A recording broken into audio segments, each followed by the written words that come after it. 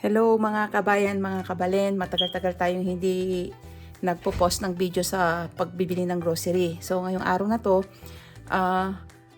mag-grocery ako at samahan nyo ako at ipapaliwanag ko sa inyo kung bakit may marami akong nalilibre sa grocery o kaya mura akong nabibili at baka po sakaling may matutunan kayo at malaman kayo at hindi na kayo magtaka kung bakit maraming libre dito sa Canada at minsan may maraming mura kaysa sa Pilipinas. Kasi sa Pilipinas, kung tutusin dapat talaga, mas mura doon kaysa sa Canada kasi ang labor sa atin mura lang. Probably ang sweldo ng isang kahera dyan o yung mga nagtitinda sa mga supermarket baka 500 piso sa isang araw, di ba? Dito ho, ang sweldo ng mga kahera dito, usually minimum wage $15 po per hour yun, per oras lang yun. So kada oras ho ng isang mga nagtatrabaho sa mga supermarket dito, minimum ho, yung pinakamaliit na sweldo ay 600 pesos sa atin kada oras. So, kung ang mga nagtitinda po rito, mga tindahan, kung ano mang klase ng store, grocery store, o kahit na yan ay pharmacy pa, kung ano-ano pang mga tinitinda, factory yan o matural lang ho na mas mahal dito dapat kasi ang binabayarang labor dito ng mga employer ay mas malaki. Ang minimum po yun, pwedeng mas tumaas pa doon ang sweldo nila. So, ang minimum na sweldo dito ng mga nagtatrabaho ay 600 pesos sa per natin kada ora. So, saan nila kukunin yun? Siyempre sa mga produkto, kung ano mang klaseng binibenta nila, siyempre, ipapatong nila yon sa mga natin. Dahil nga, kailangan nilang tumubo rin para sa pangsweldo nila. Kagaya ng mga renta o Kaya sa Pilipinas, kung mas mura dyan, natural lang ho, lalo na sa atin, minsan hindi naman nagbabayad ng mga pwesto. Kung minsan nasa sidewalk lang tayo sa Pilipinas, o kaya minsan pupunta lang sila ng palengke, dala yung basket nila, dala yung mga tinda nilang mga gulay, na wala nang extra taxes na binabayaran o renta sa atin. At direkta na, wala nang mga middleman, wala nang mga sales lady, yung kuminsan nga yung mga mismong farmer na ang nagtitinda sa palengke, di ba? So dapat lang talaga mas mura diyan. Kaya pag nakita nyo mas mura dito, magtataka na kayo dapat kasi bakit mas mura sa Canada, mas mahal pa dito? Kasi sa atin naman minsan, kapag hindi yan ibinibenta na direkta ng mga farmers sa mga palengke or sa mga store, marami na hong patong yan, mga middleman. Minsan, ibibenta nung magsasaka yung produkto niyang gulay, tapos yung bibili nun, ibibenta niya, magpapatong na siya ng tubo. Tapos minsan walang control, di ba? Ipapatong niya yung gusto niyang ipatong, kano niyang kalaki, walang control po. Tapos yung nagpatong na yun, ibibenta niya ba sa isang tao sa palengke, babagsak niya doon, tapos yung magbebenta sa palengke, magpapatong uli, kaya nagiging mas mahal sa atin. Dito, kontrolado po lahat yan ng, may mga government agencies dito or program na kontrolado ho yan, hindi ho sila pwede basta-basta mag-overprice lang o patong ng presyo na naaakuin ng mga mamimili. Yun ho ang kaibahan. Kaya nga sa atin, kung maganda lang yung proseso sa mga palengke, sa mga presyo ng bilihin, hindi rin kayo dapat mamahalan ng husto. Lalo na kung yan ay available sa Pilipinas o naitatanim yan sa Pilipinas o naipoproduce yan sa Pilipinas ng hindi mahal. Ganyan ho ang sinasabi ko. So ngayon, samahan nyo ako, mamimili ako. Pero bago ako mamimili, isi-share ko sa inyo kung bakit ako makakamura yung araw na to. At lahat ng grocery ko ngayon ay libre. Walang bayad mga kabayan. Patong-patong na libre, patong-patong na discount. Ngayong araw to, dinownload ko na sa internet yung aking credit card points. Kasi pag ginagamit ko yun, nag-earn ako ng points. Ang points na yung mga kabayan ay magagamit ko towards sa pagbili ng free grocery. Parang equivalent siya ng pera. So, kada points na, 1,000 points na naiipon ko, yun ay equivalent ng $1 mga kabayan.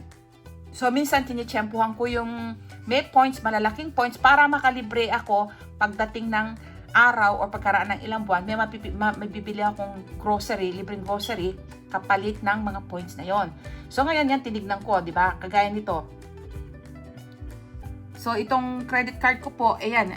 Ngayong araw na to, pag bumili daw ako ng kung ano-ano mong mga produkto, hindi ho lahat kagaya nito, kung kada saging $1, meron akong 100 points, bali 10 cents yata yan. O 10 cents kada $1 na ini-spend ko sa strawberry, meron akong 10 cents equivalent points na pagdating ng araw, pag naipon ko, makiklaim ko yun.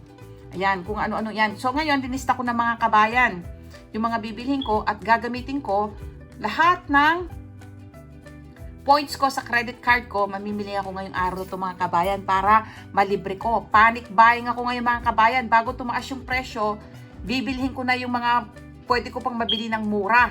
Kasi meron 25% tariff. Parang ang mangyayari, kada binibili kong $100 na produkto, madadagdagan nyo ng $25 sa presyo dahil doon sa tariff. Ngayong araw ng mga kabayan, gagamitin ko yung aking points sa credit card na na-earn ko kada bili ko ng grocery. Kasi dito mga kabayan, may mga libreng points kada bili mo pag ginagamit mo yung particular na credit card. So meron ako isang credit card na kung saan kapag bumibili ako sa certain store, meron akong nalilibreng points. So, chinitsyempoan ko yung mga maraming points. Binibili ko yung mga produktong may points para makaipon ako. At pag naipon ko yan, pwede ko siyang i-claim na grocery. So, kada 1,000 points mga kabayan na naiipon ko, yan ay equivalent ng $1. So, ngayong araw na to, kikita nyo to, papakita ko sa inyo, ang points na naipon ko ay malaki-laki na mga kabayan. Nasa,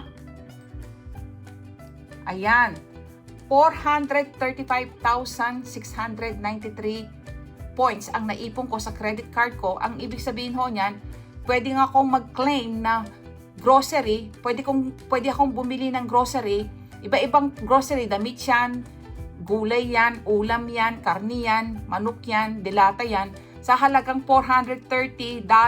Kita nyo, kada 1,000 points, $1 equivalent. So nakaipan ako, ilang buwan lang yan mga kabayan, naipon ko yan, siguro mga 4 months or 5, mga 4 or 3 months ko na ipon yan. Nasa 4 months pala, yan. Mga 4 months mga kabayan na ipon ko yan na $430.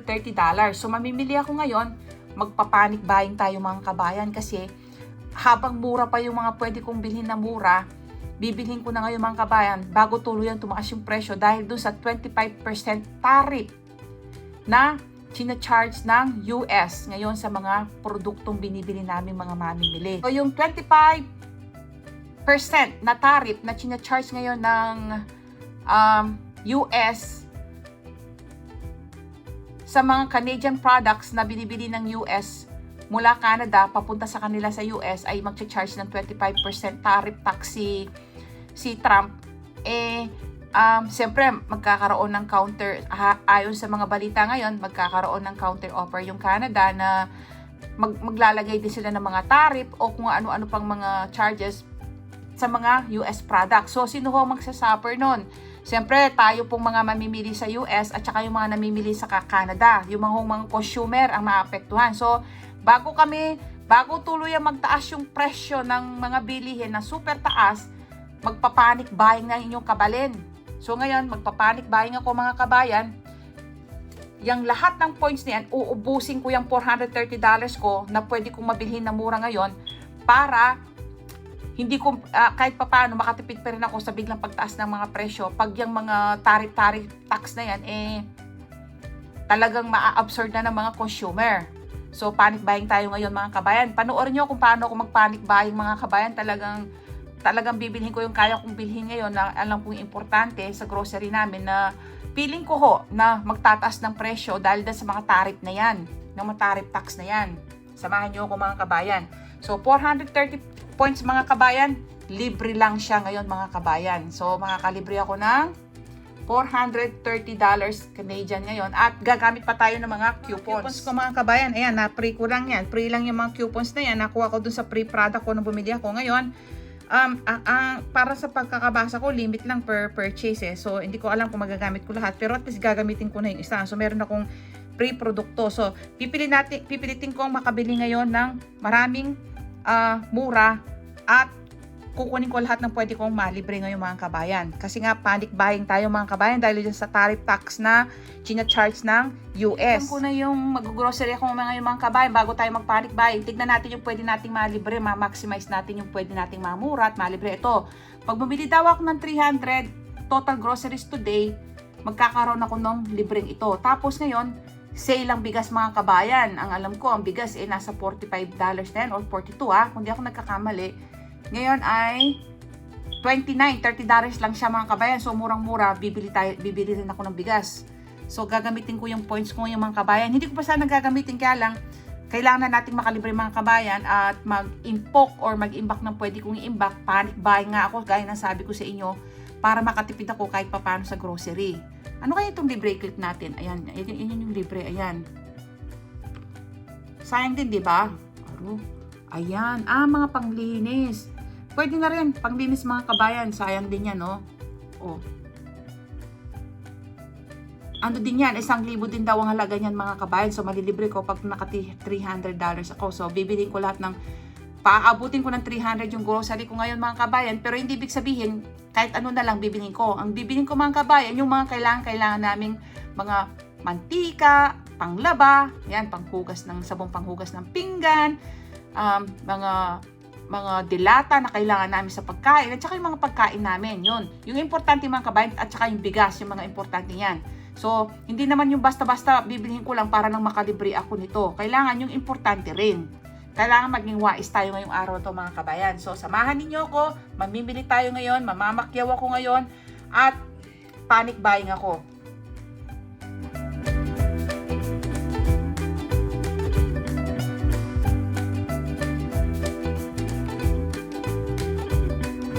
Uy, 100 pesos lang siya, mukhang masarap siya. 100 pesos na lang, oh. Ako, talagang papakyawin ko yung mga mura ngayon.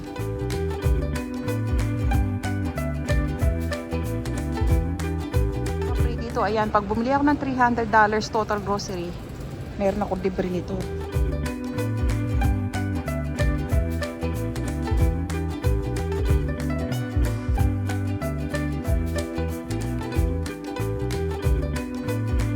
Libre nila today. Ayan, pag bumili ako ng $300 total grocery. 100 pesos lang ang isa, oh. Makabili nga ng dalawa. Mura siya ngayon.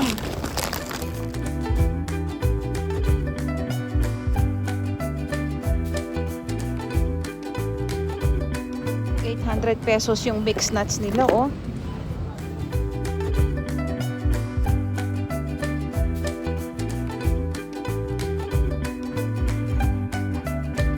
Mura yung mantika nila, $7 lang, 3 liter na.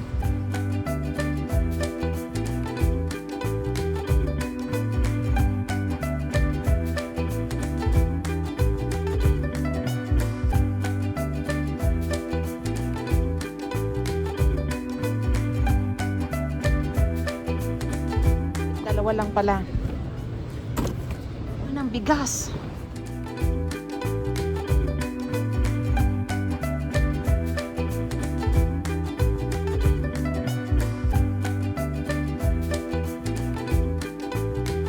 Siya ngayon, 1,200 pesos lang ang isang sako.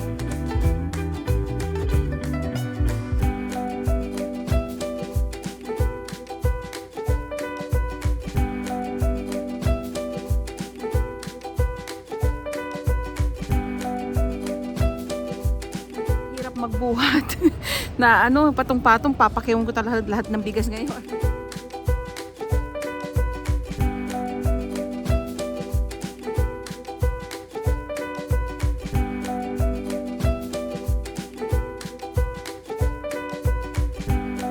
Magbuhat ng bigas para makatipid ka lang. Kala ng mga nasa Pilipinas, madaling kitain ng pera dito sa 440 pesos. Huwag na muna, mahal.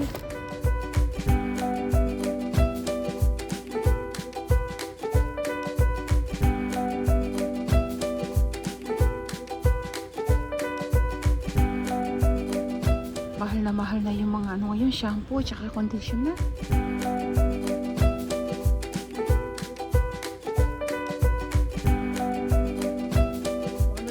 Yun ang bibilhin ko. Ang hirap bumili ngayon, ang daming mahal. 120 pesos lang, naka-sale siya, murang-mura na. Ito na lang bibilhin ko kung anong mura.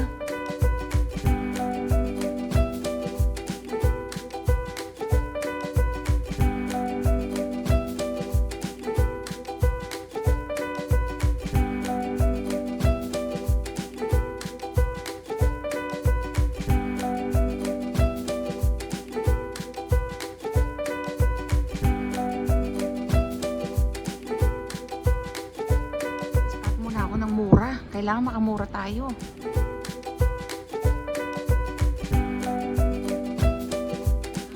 isang mura. 160 pesos lang ang isa.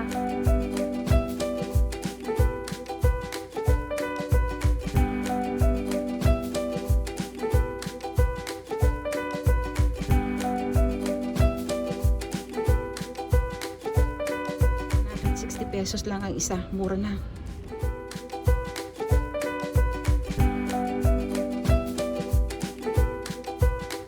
₱280 lang sa pera natin, mura siya. Bibili na ako.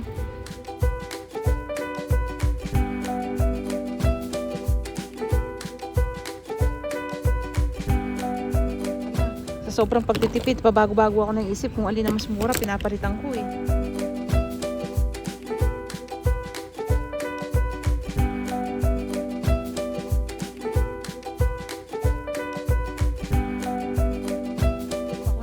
Damit, titingin tayo mabilis, baka may makita akong mura. Maghanap ng mura ngayon.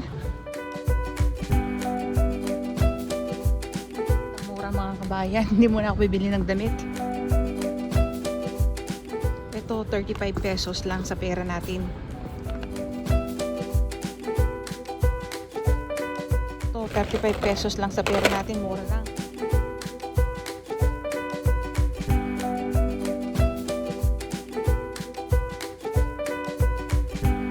Sa pagbili ngayon mga kabayan, yung budget natin medyo marami na mahal ngayon.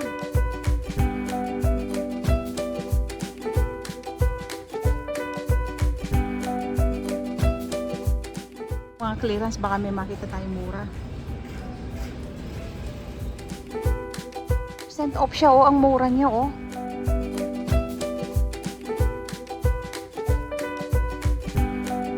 ₱400 na lang siya, ang laki ng iminura. 1,400 pesos na lang siya. Ang laki ng iminura, oh.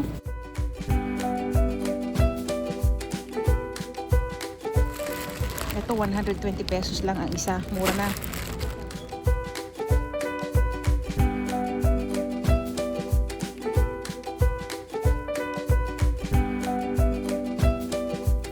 ₱120 ang isang patis. 120.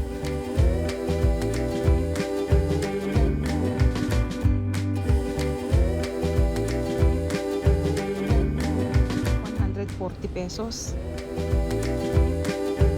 80 pesos ang isa. Century tuna. Yung bigas, dalawa muna yung binili ko pagkakasyahin ko yung budget.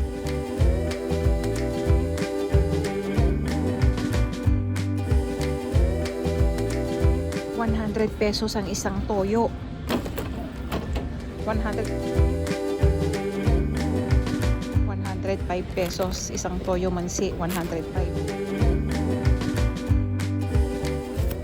40 pesos lang ang isa, oh.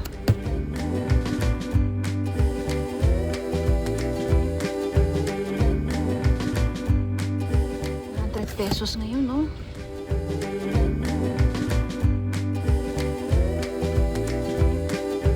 ₱100 ang gata ngayon.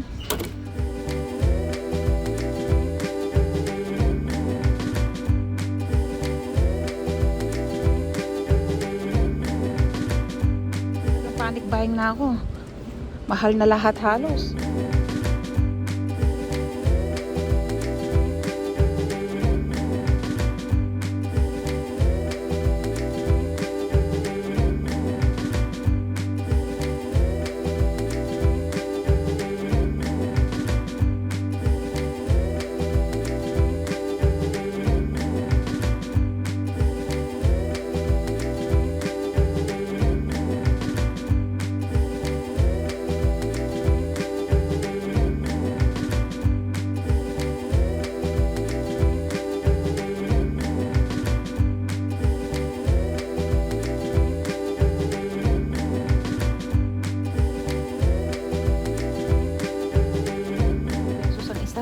₱160 ang isa, naka-sale.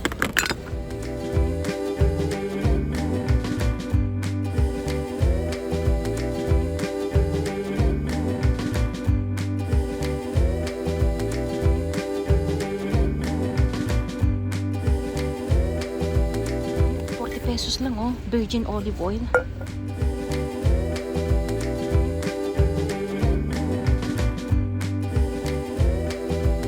ng sale ngayon mga kabayan, hindi ganun karami.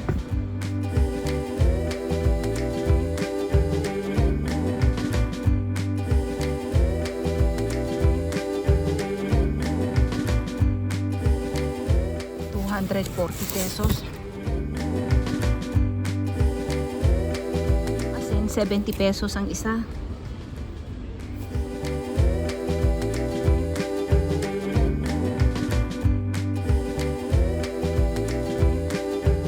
₱50 ang isa.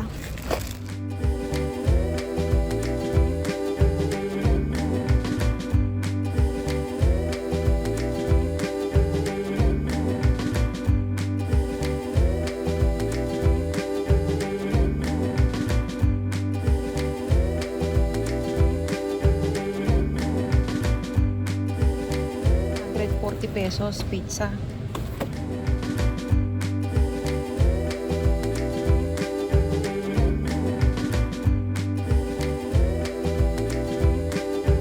₱100 lang ang isa. Masubukan ko nga sa mga anak ko.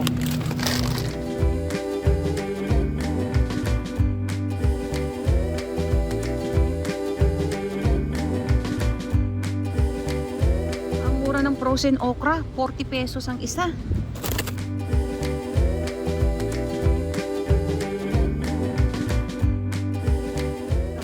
Mamamakyaw ako ng okra.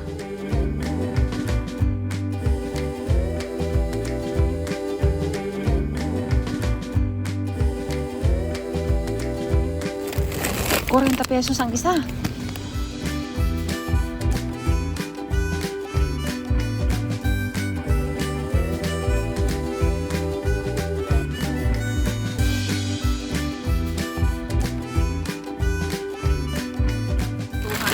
₱200 lang. Masubukan nga to. ₱440 lang oh. Mas mura siya kaysa sa bumibili ako ng luto na. Ang anak ko magugustuhan to. Tsaka mura lang siya oh. Kaysa doon sa bumibili. Kasi pag binili ko to, doble ang presyo yung luto na. So, ako na lang ang magpapakulo.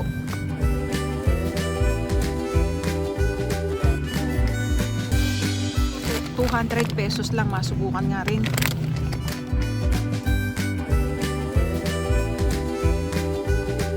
Chicken dumpling nila. ₱180 lang ang isa.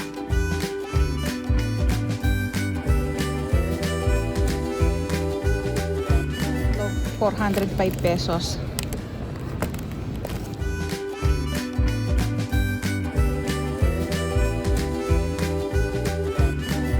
₱500 lang oh, chicken. ₱500 lang, mura na yan.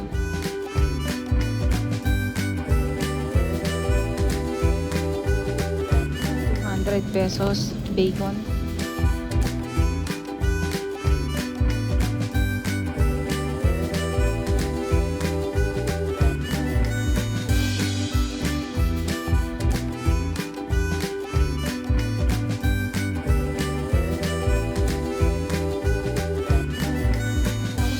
₱200 lang siya. Oh, ang mura-mura niya.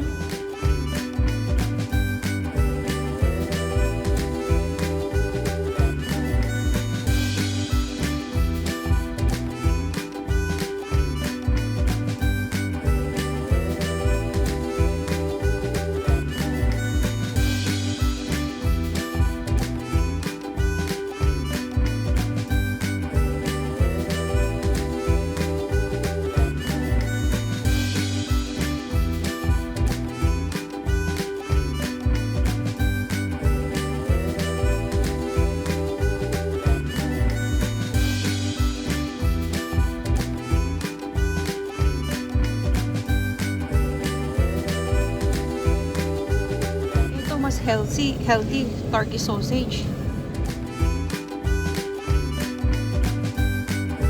₱160. ₱240. ₱280.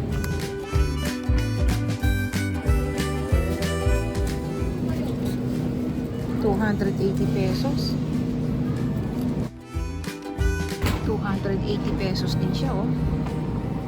₱100 yogurt oh. ₱160 lang, pwede na to.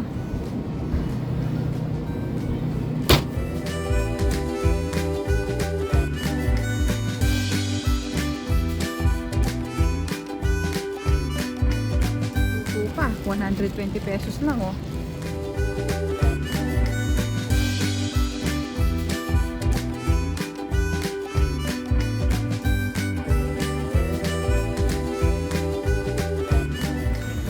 ₱40 ang garlic, oh, bawang. 40 pesos to.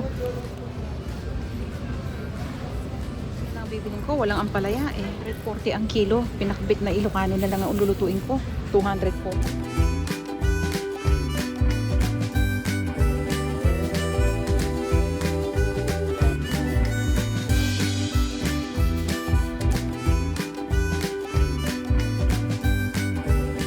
₱70 ang kilo ng talong, medyo mura.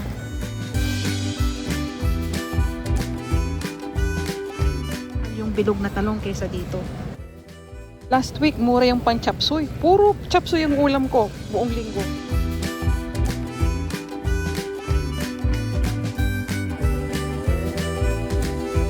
Pampakbit. Puro pakbit ang ulamin ko ngayong linggo. Nagawan ko na tong kalabasa na to para may kalabasa naman ako. ₱50 ang 1 kilo.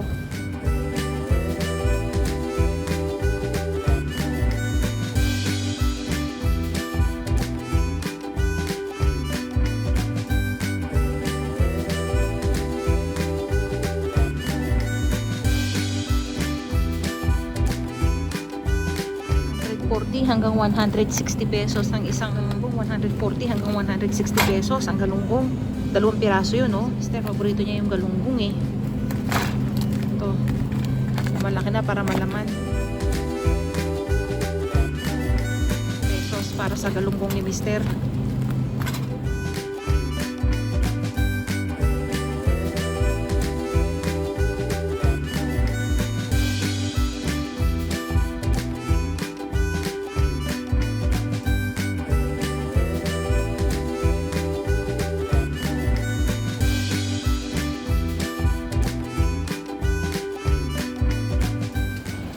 Ang hirap maghanap ng mura ngayon.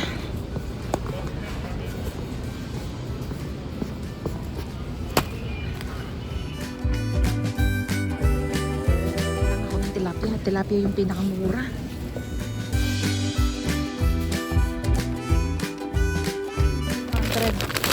Hanggang ₱240 sa 2 piraso. Murang kamatis.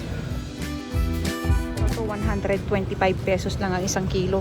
Murang-mura.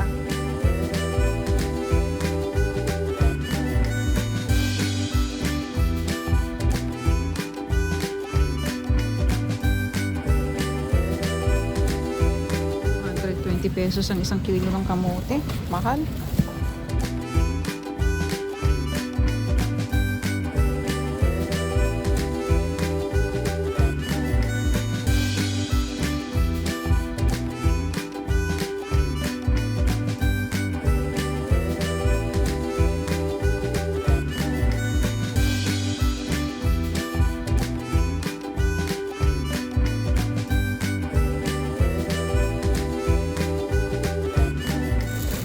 ₱130 ang 1 kilo. 130 ang 1 kilo ng pechay.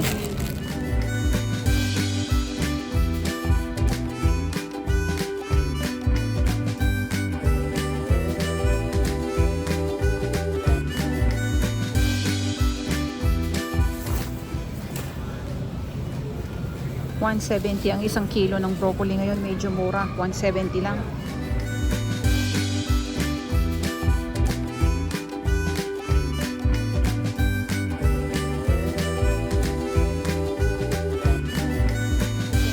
Ang 1 kilo ng saging ngayon, mura na siya.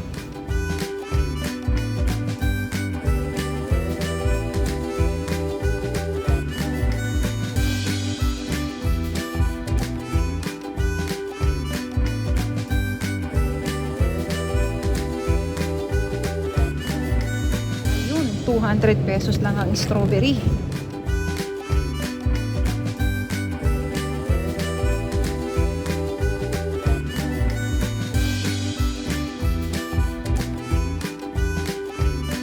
Lemon nila, ₱200 lang.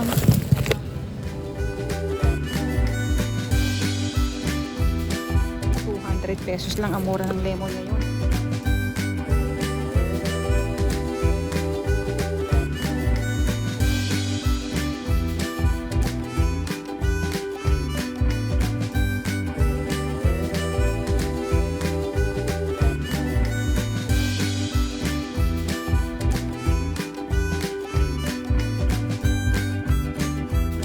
avocado nila 160 pesos lang.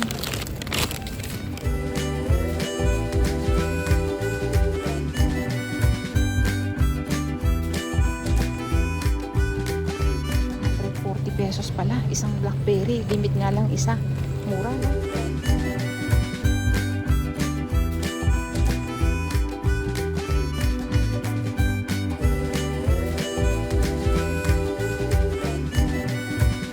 Marami na naman ang bili ko, kabayan, gagamitin ko yung points ko.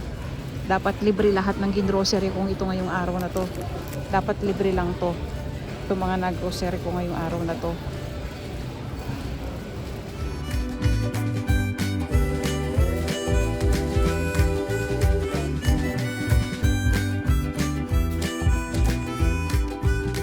Kabayan, napasubo na naman ako sa pamimili.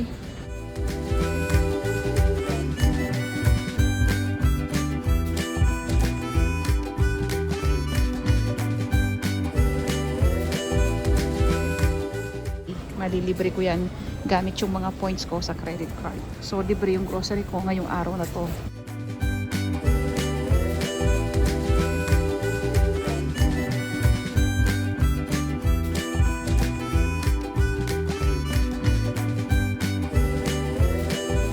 Bathroom tissue, 280 pesos, nakasil na yan. 2 pesos, chips, 52 pesos.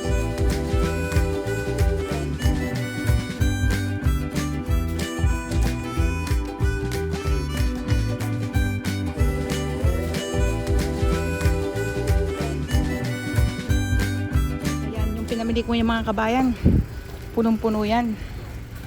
20,000 pesos sakto sa pair natin. Pero ang binayaran ko ay 3,000 na lang. Na libre ko yung 17,000 sa mga points. So sa 20,000 na binili ko, 20,000 pesos na binili ko, ang binayaran ko ay 3,000 pesos na lang mga kabayan. So ginamit ko lahat ng points ko na $430. Ganyan karami yung nabili ko at nalibre ko mga kabayan. Ayan. Nagulat nga yung kahera sa akin eh. Sabi nung kahera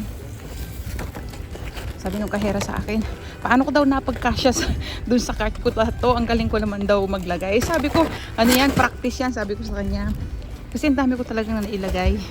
Ang dami ko talaga nailagay sa maliit na cart na napagkasya ko lahat ito. Ayan. So halos libre lang yung mga pinabili ko to mga kabayan. 3,000 lang binayaran ko. Ayan. Ito na libre ko to do sa $300 worth na binili ko. Dami no? Ayan. Mahirap din ang namimili mga kabayan. Nakakapagod din. Halos 3 oras din ako.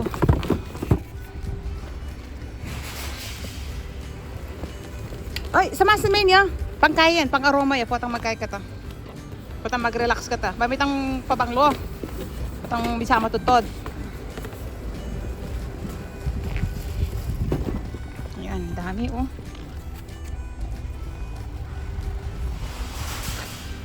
Kung nagustuhan yung aking video, huwag niyong kalimutang i-like. At please, huwag niyong kalimutang mag-subscribe. Salamat!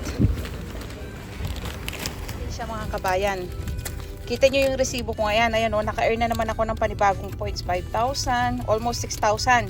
Yung points na na-earn ko ngayon na yan, hindi lang yan, meron pa akong extra point. Mga 10,000 points ang makukuha ko ngayong araw na to. Bali, $10 din yon sa susunod na bibili ako kung gusto kong i-claim. So, ang pinamili ko ngayong mga kabayan ay $485.39. Kaya lang may tax yung iba, kaya unabot ng $497. So, i-convert natin yan sa Philippine Peso mga kabayan. Ang binili ko ay nasa halos 20,000 pesos nasa pair natin. Kaya lang, eto kita nyo itong loyalty. Ayan, nakikita nyo yung loyalty. Ayan, loyalty raw, diba? Ayan. Yan yung points na naipon ko nung nakaraang buwan. Siguro mga 3 to 4 months ko lang, 4 months ko naipon yan. O 3 ganyan. So, na-claim ko siya, $430 Canadian dollars mga kabayan. Nagamit ko yan. So, yung $430 na binili ko ngayon, nalibre ko yun. So, sa 20,000 pesos na binili ko mga kabayan, kinlaim ko yung 17,000 pesos sa pair natin. So yung 17,000 mga kabayan ngayon, araw na to, nalibre ko sa pair natin. Libre lang yun sa groceries. Imbes na magbabayad ako ng 17,000 pesos, nalibre ko lang siya. So ayan. Ang binayaran ko, ayan na lang ang binayaran ko. O ayan o, sabi niya nagbayad ako ng Mastercard, credit card. $67 na lang mga kabayan. So ang binayaran ko, 3,000 na lang mga kabayan. Sa 20,000 na binili ko pesos, 3,000 pesos na lang ang binayaran ko kabayan. Halos libre lahat yung mga pinag-grocery ko ngayon. Ganyan yan. So pinili ko lahat ng mga may discount, yung mura, yung mga naka-sale, yun ang ano ko mga kabayan. Kaya ngayon, pupurgahin ko yung sarili ko sa pinakbet kasi yung pinakamurang ingredients ngayon ng gulay, yung okra.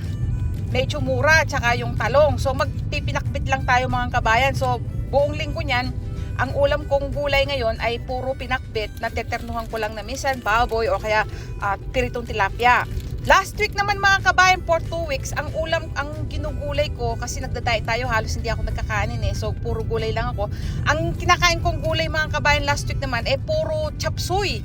Kasi ang murang-mura naman nung mga last 2 weeks ay puro mga bell pepper, mura yung bell pepper, yung mga cauliflower, yung mga sahog ng pang chapsuy, yun ang mura. So yun ang gugulayin ko. Ngayong araw na to, mura naman yung pang pinakbit, yung okra nga, $1 lang yung isang supot.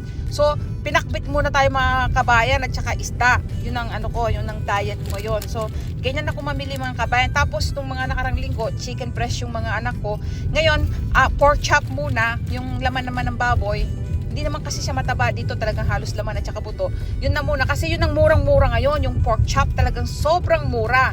Ganyan ako mamili mga kabayan. Tapos pag nag-chopsuy ako, kung mahal yung halimbawa, mahal yung cauliflower, broccoli ang mura, broccoli. Hindi ko kinukumpleto yung kung ano yung lahat ng ingredients ng chopsuy. Kung mahal ang chicharo, hindi ko lalagyan ng chicharo.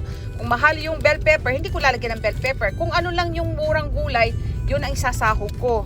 At kung mura yung baboy, baboy yung pagsasahog ko. Kung manok, manok ang pagsasahog ko. Ganyan lang ako nagtitipid mga kabayan. Tapos yung mga may 30% off, yung kumbaga siguro kahapon pa yun or 2 days. Pero hindi naman siya hindi naman siya bilasa or okay pa naman, di ba? Lulutuin ko na ngayon. At least 30% off siya doon sa original price. Ganun ako mamili mga kabayan. Kung ano yung mura, doon tayo. Kasi kung di ka sa panahon ngayon, kung hindi ka practical, hindi kasya yung budget. Lalo na niya pag naano na yung 25% na tariff ni Trump. Siyempre may mga stock pa na dati yung mga store ngayon, di ba? Pero ang alam ko hindi pa kami apektado doon. Yung mga US, pag bumili sila ng Canadian made, meron silang additional 25% tariff tax mula kay Trump. Pero kami, hindi pa. Pero sabi na nga ng Prime Minister namin sa mga balita, magkakaroon daw ng counter na ganti sa US yung Canada, yun nga magtatarik din daw sila. So ang mangyayari, kami rin mabibigatan doon dahil kami magdadagdag na rin ng 25% doon sa dating presyo ng karamihan sa mga binibili namin. Yun ang nakakatakot mga kabayan. Ngayon pa lang wala na akong nabili. Akala ko mga $300 lang yung bibilhin ko o lampas ng 300. Akalain mong inabot ako ng 500, ganun lang. Ganun na kamahal ngayon ang mga bilihin mga kabayan. Mga kabayan, mga kabalin, kung may mga kamag-anak kayo, please mag-subscribe kayo sa aking channel. I-click lang po ninyo yung like at yung subscribe at pwede na rin yung pindutin yung bell para makita nyo yung mga susunod ko pang mga vlog. Salamat!